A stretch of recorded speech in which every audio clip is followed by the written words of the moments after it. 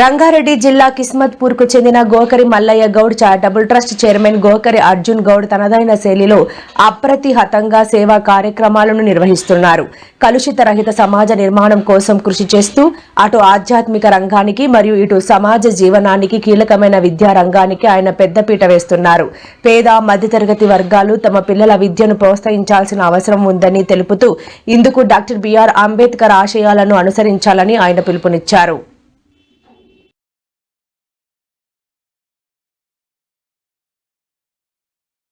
మనం తెలంగాణ రాష్ట్రంలోని రంగారెడ్డి జిల్లా Bandlaguda municipal jagir municipal corporation పరిధిలోని కిస్మత్పూర్లో ఉన్నాము.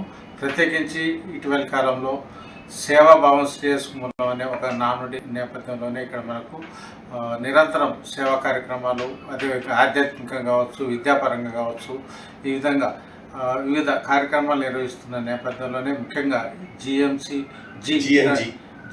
చారిటబుల్ ట్రస్ట్ వ్యవస్థాపక చైర్మన్ గారైన గోకరి అర్జున్ గారైతే మనతో ఉన్నారు. ఈ సందర్భంగా ఇటీవల కాలంలో గత కొన్ని దశాబ్దాలుగా కూడా నిర్వహిస్తున్న సేవా కార్యక్రమాల నేపథ్యంలో జిఎంజి చారిటబుల్ ట్రస్ట్ ఆధ్వర్యంలో జరుగుతున్న కార్యక్రమాలకు సంబంధించి అయితే గోకరి అర్జున్ గౌడ్ గారిని అడిగి తెలుసుకుందాం. ఇప్పుడు మనం గోకరి మల్లయ్య గౌడ్ చారిటబుల్ ట్రస్ట్ వ్యవస్థాపక చైర్మన్ గారైన గోకరి అర్జున్ గౌడ్ గారితో ఉన్నాము. ప్రత్యేకించి జిఎంజి చారిటబుల్ ట్రస్ట్ ఆధ్వర్యంలో జరుగుతున్న కార్యక్రమాలకు సంబంధించి అయితే వారిని అడిగి తెలుసుకుందాం.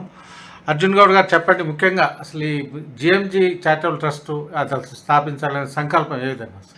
అంటే చారిటబుల్ ట్రస్ట్ అంటే చారిటబుల్ ట్రస్ట్ త్రూ పని చేయాలని నేను కానీ నా ఫ్యామిలీ మెంబర్స్ కానీ తర్వాత వచ్చే తరాలు కూడా ఈ చారిటబుల్ ట్రస్ట్ త్రూ పని చేయాలనే ఆలోచనతోటి మేము స్టార్ట్ చేసినాం. అదేవిధంగా నేను మొదటి నుంచి కూడా నేను చాలా గుళ్ళు గోపురాలు కట్టిస్తూ ఈ స్కూల్ కూడా ఒకటి కట్టాలని నాకు ఆలోచన వచ్చింది. ఈ స్కూల్ కట్టాలని ఆలోచన వచ్చినప్పుడు గవర్నమెంట్ స్కూల్ కట్టాలనుకున్నాం. గవర్నమెంట్ స్కూల్ ఎక్కడ కడితే బెటర్ తిరిగి చూస్తే ఎక్కడ కూడా సంఖ్య లేదు. గవర్నమెంట్ స్కూళ్ళల్లో ఆల్మోస్ట్ చాలా వెనుకబడి ఉన్నాయి. గవర్నమెంట్ స్కూల్ ఆలోచనతోటి ఏదన్నా సమాజానికి ఉపయోగపడాలనుకున్నప్పుడు నేను ఆలోచనలో ఉన్నా. అప్పుడు సుధాకర్ రెడ్డి గారని దక్షిణ మధ్య క్షేత్ర సంఘటన మంత్రి ఆర్ఎస్ఎస్ ప్రచార ఆయన వచ్చి శిశు మందిర్లో నాకు ఒక సగం రూమా ఒకటి కట్టిస్తే బాగుండు అంటే, ఆశ్చర్యం మీరు ఇక్కడ రావడం కాదు, నేను ఎక్కడికి వస్తాను వెళ్ళి వాళ్ళ టీంకు మొత్తం నేను చెప్పింది ఏంటంటే, నేను సరస్వతి శిశు మందిర్కి వెళ్ళి సరస్వతి శిశు మందిర్ స్కూల్ నుంచి నాకు 92 నుంచి కూడా అనుభవం ఉంది. అదేవిధంగా నేను అక్కడికి వెళ్ళి చూసిన తర్వాత నేను ఈ బిల్డింగ్ మొత్తం కట్టిస్తాను నిర్ణయం తీసుకొని మొత్తం ఆ బిల్డింగ్ నేను కట్టించి వాళ్ళకి డొనేట్ చేయడం జరిగింది. ఈ స్కూల్ విద్యార్థులు దాంట్లో నా ఆలోచన ఏంటంటే, నేను కొంతమంది విద్యార్థులకు కూడా నేను హెల్ప్ చేస్తుంటా. అదేవిధంగా ఈ స్కూల్ కట్టించడానికి కారణం ఏంటంటే, నా ఆలోచన నా దగ్గర చాలా డబ్బు ఉంది నేను కట్టించినాను అట్లా కాదు. నా ఇల్లు కట్టుకుంటే ఎంత కష్టపడి కట్టించినో ఆ స్కూల్ కట్టుకుంటే కూడా అంతే కష్టంతో అయినా పర్వాలేదు ఆ స్కూల్ కట్టించి పూర్తి చేసిన. నేను తర్వానంతరం కూడా నా స్కూల్లో నేను నిలిచి ఉండాలి అనే ఆలోచనతోటి నేను అది కట్టించిన. అదేవిధంగా నేను చాలా గుళ్ళు కట్టించిన. గుళ్ళు కూడా అది భగవంతుడు అమ్మవారి దయ నాకు. అంటే ఆ గుళ్ళు కట్టడంతో ఎప్పటికి కూడా ఏదైనా హిలాతీతమైన గుళ్ళు పాడైపోయినటువంటి విధంగా ఉన్నట్లుంటే మనం అప్పుడు అక్కడ గుడి కట్టిస్తే ఆ గుళ్ళను కూడా మనం పోయినంతరం కూడా ఆ గుడి అక్కడ నిలిచి ఉంటుంది. అమలాపుడు అమ్మవారి రక్తమైసమ్మ టెంపుల్ నేను కట్టించిన. నాకు ఆ అమ్మవారి అవకాశం ఇచ్చింది, నేను కట్టించిన. అట్లని నేను ఈ విధంగా నేను నా కార్యక్రమాలు ఎక్కడ ఏం జరిగినా నాకు సంబంధించిన వ్యక్తులతో నేనే దాన్ని పొదుపు చేసుకొని నేను కట్టించి అది డొనేట్ చేస్తూ ఉంటా. నాకు మొదటి నుంచి కూడా ఆలోచన ఉన్నది, అట్లా నేను ఆ పనులు చేస్తుంటా. అంటే ప్రత్యేకించి సరస్వతి శిశు మందిర్ని ఎంపిక చేయడం వల్ల కారణం ఏంటి? సరస్వతి శిశు మందిర్ ఈ రోజు ఉన్నటువంటి రోజులలో స్టేట్ సిలబస్ లో సరస్వతి శిశు మందిర్ నంబర్ 1. సరస్వతి శిశు మందిర్ ఎందుకు నంబర్ 1 అంటే, సరస్వతి శిశు మందిర్లో జీవన విధానము పిల్లలకు బాల్యం నుంచే నేర్పిస్తుంటది. సరస్వతి శిశు మందిర్ విలువలతోటి కూడిన విద్య నేర్పిస్తుంటది. సరస్వతి శిశు మందిర్లో తల్లి, తండ్రి, గురువు, దైవం, మన సనాతన ధర్మం ఏంది, మన భారతదేశం ఏంది అనేది మొదటి నుంచే వాళ్ళు నేర్పిస్తుంటారు. నేను ఆ విధంగా అది చూసిన తర్వాత నాకు అనిపించింది ఇది బ్రహ్మాండమైనటువంటి ఇది ప్లాట్ఫామ్, ఇక్కడి నుంచి మనము చెయ్యొచ్చు. ఈ విద్య కదా పిల్లలకు కావాల్సింది. భారతదేశంలో ఈ విద్య చదువుకుంటే వాడు ఎక్కడికి పోయినా కూడా ఒక ప్రయోజకుడు అవుతాడు. మనం ఒక ప్రయోజకుడిని కాదు, మా నాన్నగారి పేరు మీద బిల్డింగ్ కట్టించినందుకు ఆ స్కూల్లో చదువు చదువుకునే పిల్లలు ఒక 50 ఏళ్ళు ఆ బిల్డింగ్ ఉన్నట్లయితే ఒక 50,000 మంది విద్యార్థులు వెళ్ళి అక్కడి నుంచి చదువుకొని బయటకు వెళ్తారని నేను ఆలోచిస్తాను. అంటే ముఖ్యంగా ఇటు ఆధ్యాత్మికంగా కావచ్చు, విద్యారంగం కావచ్చు, ఇతరత్ర కావచ్చు, అసలు దీనికి మీ సేవా స్ఫూర్తి ఏంటి? అంటే సేవా స్ఫూర్తి అంటే పిల్లలకు ఎప్పుడు కూడా విద్యార్థులు మన భారతదేశంలో ఎక్కడైనా కూడా పౌరులు మన పిల్లలు చదువుకున్నట్లయితే భారతదేశం గట్టిపడుతుంది. మన పరిసరాల ప్రాంతంలో చదువుకున్న విద్యార్థి, విలువలతోటి కూడుకున్న విద్యార్థి చదువుకున్నడం అంటే ఓన్లీ ఈ రోజులల్లా మన సరస్వతి శిశు మందిర్ ఒకటే ఉంది. సరస్వతి శిశు మందిర్ ఎందుకు ఒకటే ఉంది, మిగతా విద్యా సంస్థలు లేవా అట్లెందుకు అంటుర్రని మీరంటే, మిగతా విద్యా సంస్థలు ఉన్నవి కూడా ప్రైవేట్ విద్యా సంస్థలు చాలా ఉండొచ్చు, నాకు తెలియదు. కానీ ఇక్కడ ట్యూషన్ ఫీజు మాత్రమే తీసుకుంటారు.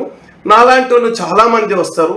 ఎప్పటికప్పుడు ఈ ప్రచారకులందరూ ఆ స్కూల్కు ప్రతి ఒక్కరి అనుభవాలు, ప్రతి ఒక్కరు ఒక ఐఏఎస్ వస్తాడు, ఒక డాక్టర్ వస్తాడు, వాళ్ళతోటి ఈ పిల్లలకు అసలు బతుకులు ఎట్లా నడిపించుకోవాలి, జీవితం అంటే ఏంది, జీవిత విధానం అంటే ఏంది, పెద్ద పెద్దలతోటి వాళ్ళకు ఇప్పటి నుంచే బౌద్ధిక్ చెప్తుంటారు. అది ఆ బౌద్ధిక్లో ఎక్కడ కూడా మనకు మతతత్వం కానీ ఇంకోటి కానీ చెప్పరు. భారతదేశ విధానం ఏంది, మనం బతికే విధానం ఏంది, తల్లి అంటే ఎవరు, తండ్రి అంటే ఎవరు, గురువు అంటే ఎవరు, మన భారతదేశ చరిత్రలో మనం ఎట్లా ఉండాలి, అది నేర్పిస్తుంది. అంటే మీరు ముఖ్యంగా ఈ విద్యారంగానికి సంబంధించి మీరు ప్రోత్సహించాలని ఒక సంకల్పం తీసుకున్నట్టు కనిపిస్తుంది. అయితే అది మీరు మీ దాతృత్వ స్కూల్ నిర్మించిన తర్వాత మీ అనుభూతి ఏంటి? అంటే నేను నిర్మించక ముందు నాకు అన్వేషణలో ఉండే, నేను ఎక్కడో ఒక స్కూల్ కట్టాలి, నేను ఎక్కడన్నా ఒక స్కూల్ కట్టి ఆ స్కూల్లో నా తరం కూడా నా పిల్లలు కూడా ఆ స్కూల్ ఇంకొకటి ఎక్కడో కట్టాలి, నా కుటుంబం నుంచి ఇంకెవరో బయలుదేరాలి, లేదా నా ఫ్రెండ్షిప్ నుంచి ఇంకెవరో రావాలి అన్న ఆలోచన ఉండే. అది గవర్నమెంట్ స్కూల్ అయితే ఈ రోజులలో గవర్నమెంట్ స్కూళ్ళు అంతగా అంటే ఆ మొగ్గు చూపేయట్లేదు. అప్పటి చాలా సంఖ్య వచ్చేది, ఇప్పుడు ఆ సంఖ్య రావట్లేదు. కనుక సరస్వతి శిశు మందిర్లో ప్రతి ఒక్కరు కూడా ఆలోచిస్తారు. ఇప్పుడు ఉన్నటువంటి ఫ్యామిలీలు, పాత రోజులలో జాయింట్ ఫ్యామిలీలు ఉండేది. జాయింట్ ఫ్యామిలీ అంటే తాత, అమ్మమ్మ, నాయనమ్మ వీళ్ళందరూ వచ్చి, పెద్దనాయన, చిన్నాయన, కాక వీళ్ళందరూ వచ్చేటోళ్ళు. ఇప్పుడు జాయింట్ ఫ్యామిలీ అనేటివి చాలా తగ్గిపోయినాయి. అందుకే భార్యాభర్తలు ఇద్దరు కూడా వాళ్ళు జాబ్ మీద వెళ్ళిపోతుంటారు. పిల్లలకి ఏం చెప్పాలి, మన పండుగకి ఏం చేయాలి, ఏం చెప్పాలి, దసరా అంటే ఏంది, దీపావళి అంటే ఏంది, సంక్రాంతి అంటే ఏంది, ఇవన్నీ కూడా తెలియకుండా అయిపోయినాయి. కనుక వాళ్ళు పిల్లలకు ఇక్కడ ప్రతి పండగ కూడా ఈ సరస్వతి శిశు మందిర్ కూడా ఇంగ్లీష్ మీడియం నుంచి మళ్ళీ ఇంటర్నేషనల్ స్కూళ్ళు కూడా ఓపెన్ అవుతున్నాయి. ఎందుకు ఇంటర్నేషనల్ స్కూల్ అంటే చాలా మంది ఇప్పుడు నేను చాలా ఎక్కువ డబ్బు పెట్టి నేను ఇంటర్నేషనల్ స్కూల్లో చదివించాలనేటటువంటి పేరెంట్స్ కూడా కొందరు ఉంటారు. వాళ్లకు అరే నా పిల్లోడు ఇంటర్నేషనల్ స్కూల్లో చదవాలి కానీ ఈ పద్ధతి నేర్చుకుంటే బాగుండు అనే ఆలోచన ఉంటుంది. అట్లాంటి వాళ్ళకి ఈ పద్ధతి నేర్చుకుంటే బాగుండు, ఇంటర్నేషనల్ విద్య కావాలనుకున్న వాళ్ళకు ఇంటర్నేషనల్ స్కూల్ వేయాలి, ఈ పద్ధతులు కూడా వాళ్ళకు కూడా నేర్పియాలన్న ఆలోచనతోటి అది కూడా స్టార్ట్ చేస్తుంది. అంటే ముఖ్యంగా ఈ రోజుల్లో ఒక్క రూమ్కి విరాళం ఇవ్వాలనే ఒక ఫీల్ అయ్యే రోజుల్లో మీరు ఏకంగా ఒక 16 రూముల దాకా నిర్మించడం అంటే అంటే అది ఛాలెంజ్ అనుకోలేదా? అంటే ఛాలెంజ్ అంటే ఇందాకనే మీకు చెప్పిన వాస్తవానికి నేను ఆ స్కూల్ రూములు నిర్మించేటప్పుడు చాలా మంది అనుకుంటారు స్కూల్ రూములు నిర్మించిందంటే చాలా డబ్బు ఉండొచ్చు అందుకే నిర్మించారు. అది కాదు. నిజంగా చెప్పాలంటే ఆ రోజులలో మా మిస్సెస్ చాలా సీరియస్గా ఉండి హెల్త్ బాగాలేకుండే, మా తమ్ముడు కూడా హెల్త్ బాగాలేకుండే. కానీ నేను అంతే కఠోరంగా ఆ 2 పనులు చూసుకుంటూ ఇక్కడ నేను ఈ స్కూల్కు కూడా అంతే సమయం ఇచ్చి ఈ స్కూల్ పూర్తి చేసిన. అప్పుడు నేను నా దగ్గర డబ్బులు లేకున్నా ఎవరెవరితోటో ఎంతో విధంగా నేను మొదట్లోనే చెప్పిన, ఇల్లు కట్టుకున్నప్పుడు ఎంత కష్టపడి ఇల్లు పూర్తి చేస్తామో అంతే కష్టపడి నేను ఈ స్కూల్ పూర్తి చేసిన. నాకు చాలా సంతోషంగా ఉంది ఆ స్కూల్ పూర్తి చేసినందుకు. సమీప భవిష్యత్తులో కూడా ఈ విద్యారంగానికి సంబంధించి ప్రత్యేకంగా మీకు ఇంకేమన్నా ఆలోచనలు ఉన్నాయా? ఉన్నాయి, చాలా చాలా. ఇప్పుడు నేను ఆ స్కూలు ఇనాగ్రేషన్ ఆ రోజు మేము చేసిన తర్వాత నేను తల్లిదండ్రులది ఒకటి పాద పూజ అని చేయించిన ఆ స్కూల్లో. తల్లిదండ్రుల సరస్వతి శిశు మందిర్లో తల్లిదండ్రుల పాద పూజ కార్యక్రమం చేయించిన. ఆ పాద పూజ కార్యక్రమం ఎంత బ్రహ్మాండంగా అయిందంటే చాలా మంది తల్లిదండ్రులు మళ్ళీ మేము భవిష్యత్తులో ఇంకొకటి చేస్తాం, అప్పుడు మేము మీకు కూడా చెప్తాము, మీరు రండి. ఈ తల్లిదండ్రుల పాద పూజ ద్వారా ఎవరైనా పర్వాలేదు, ఆ పిల్లలు ఇవల్ల ఎథింగ్స్ లేకుండా పోయినాయి. పిల్లలకు ఏంది ఎట్లా అంటే విలువలు లేకుండా పోయినాయి. విలువలు అంటే తల్లి అంటే ఎవరు, తండ్రి అంటే ఎవరు, తల్లి ఏదైనా చెప్తే పో అటుపో అనేది ఇట్లా చెప్పేటంత విధంగా తయారయ్యారు. అట్లా చెప్పినా కూడా తల్లి లాడ్లనే అరే నాన్న అట్లా అనకురా రారా, అట్లా కాదు. మనము పిల్లలను ఏ విధంగా పెంచాలంటే ఫస్ట్ తల్లి కఠోరంగా ఉండాలి, ఈ విషయాలలో కఠోరంగా ఉండాలి, ప్రేమ తేనెలాగా ఉండాలి, కానీ వ్యవహారంలో కఠోరంగా ఉండాలి తల్లి అయినా తండ్రి అయినా, అప్పుడే పిల్లోడు బాగుపడతాడు. ఈ చిన్న చిన్న ఇప్పుడు ఇతర కేసు ఇవన్నీ జరుగుతున్నాయి కదా, అక్కడక్కడ మీరు చూసినట్లయితే ఎక్కడైనా కూడా మేము పిల్లలకు మొదటి నుంచి కూడా బోధిస్తాము, ఎక్కడ కూడా పిల్లలు తప్పు చేయరాదు అని, అదొక్కటే మేము ఎప్పటికీ కూడా పిల్లలకు బోధించుకుని వస్తాం. అంటే ముఖ్యంగా విద్యారంగంకి మీరు చేసిన సేవలు ఒక ఎత్తు అయితే ఆధ్యాత్మిక రంగానికి సంబంధించి కూడా గుళ్ళు గోపురాలు అనేవి కూడా ప్రాధాన్యత ఇచ్చారు. అది ఏ విధంగా మీ ప్రస్థానం జరుగుతుంది? అంటే గుళ్ళు గోపురాలు అంటే నాకు కొంచెం మొదటి నుంచి కూడా ఈ సందర్భంగా ఓవరాల్గా ఇప్పుడున్న ఈ సమాజం విభిన్నమైన విపరీత పోకడల నేపథ్యంలో ఏ విధంగా అయితే రుగ్మతలు లేని సమాజాన్ని మనం నిర్మించుకోవచ్చు అని మీరు చెప్పగలుగుతాం? అంటే ప్రతి ఒక్కరికి కూడా ఒక ఆలోచన ఉండాలి, నేను తప్పు చేయొద్దు. ప్రతి ఒక్కరికి కూడా ఒక ఆలోచన ఉండాలి, నేను తప్పు చేయొద్దు, సాధ్యమైనంత వరకు నేను తప్పు చేయొద్దు. ఇవల్ల ఎక్కడనన్నా బొండ్రి, ఏ రూట్లనన్నా బొండ్రి, నేను చాలా తక్కువ చూస్తా పిక్చర్లు, కానీ ఒక మూవీలో చూసిన, అరే మీరు కొనేయండి, ఒక చున్న దగ్గర కాకపోతే ఇంకో సున్న దగ్గర ఎవడన్నా పడిపోతాడు, కొనేయండి అంటారు. అంటే అది ఎంత ప్రమాదం అంటే ఆ సున్నలెంబడే పోతున్నది, కానీ ఆ సున్నలను వదిలేసి మనం బతకగలిగితే బ్రహ్మాండమైన బతుకు, ఎవరికైనా కళ్ళు పెట్టి చూసి మాట్లాడగలిగినటువంటి శక్తి అది రావాలి. అంటే ముఖ్యంగా మీ కుటుంబ నేపథ్యానికి వస్తే అప్పటి గ్రామీణ వాతావరణంలో మీ కుటుంబ సభ్యుల నేపథ్యం ఏంటి, ఇప్పుడేంటి? అంటే మా నాన్నగారికి ఒక 250 ఎకరాల పొలం ఉండేది. ఆ పొలం కొంత తర్వాత ఎమర్జెన్సీ వెల్సీలో అట్లా పొలం తీసుకున్న తర్వాత ఇప్పుడు ఏపీఆర్ఎల్ అవన్నీ కూడా వాలంటరీ అవన్నీ కూడా నాన్నగారే ఉండేది ఆధ్వర్యంలో. ఇంకా అందులో 15 ఎకరాలు కూడా అట్లుంటే వాళ్ళకి అక్కడ వాచ్మెన్గా ఒక ఆయన ఉండే, ఆయనకు వదిలేసి వచ్చిండు అప్పుడే నాన్నగారు. కనుక తర్వాత మేము ల్యాండ్స్ అప్పటి నుంచి కూడా నాన్నగారు ఉన్నప్పటి నుంచి తర్వాత మేము రైతులమే ఫస్ట్. తర్వాత మేము 4 బ్రదర్స్, కానీ నేను ఒక్కడిని మాత్రం బిజినెస్లో వెళ్ళిపోయి నేను బిజినెస్ చేసుకుంటున్నాను. మొదటి నుంచి మా నాన్నగారు ఇచ్చిన దాంట్లో నుంచి నేను తీసుకొచ్చి కాదు, నేను చాలా కష్టపడి నేను స్వయాన బిజినెస్ మొదలుపెట్టి 92లో ఇప్పటి వరకు, నేను మొదట్లో పాల వ్యాపారంతో బిజినెస్ మొదలుపెట్టి ఇప్పటి వరకు బ్రహ్మాండమైనటువంటి విధంగా ఎదిగినాను.